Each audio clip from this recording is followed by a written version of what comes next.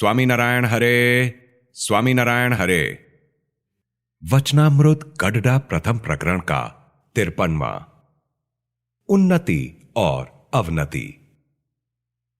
संवत 1876 में माघ कृष्णा नवमी 8 फरवरी 1820 को श्रीजी महाराज श्री गडडा स्थित दादा खाचर के राजभवन में श्री वासुदेव नारायण के मंदिर के आगे पश्चिमी द्वार के कमरे के बरामदे में पश्चिम की ओर मुखारविंद करके पलंग पर विराजमान थे।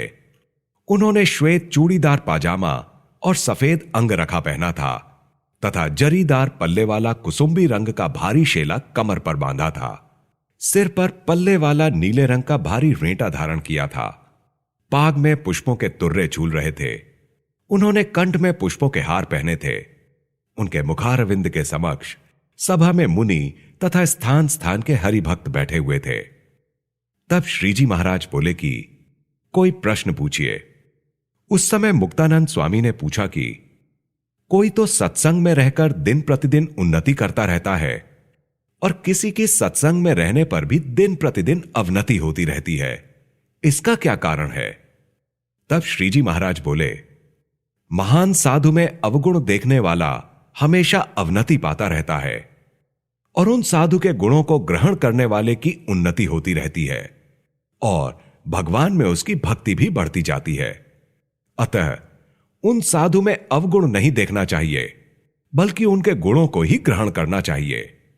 यदि साधु परमेश्वर द्वारा निर्धारित 5 व्रतों की मर्यादाओं में से किसी मर्यादा का उल्लंघन करे, तभी उसमें अवगुण समझना ठीक है।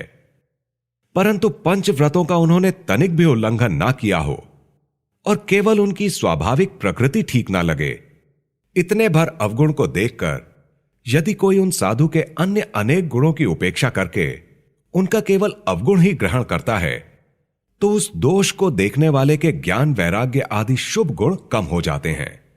इसलिए 5 व्रतों के पालन में कोई अंतर दिखाई पड़ने पर ही साधु का अवगुण समझना, किंतु भगवान के भक्त का यूं ही अवगुण नहीं देखना चाहिए।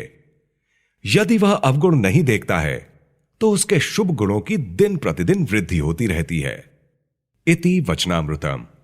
इस प्रकार से श्री गडडा प्रथम प्रकरण का 53वां वचनामृत पूर्ण हुआ।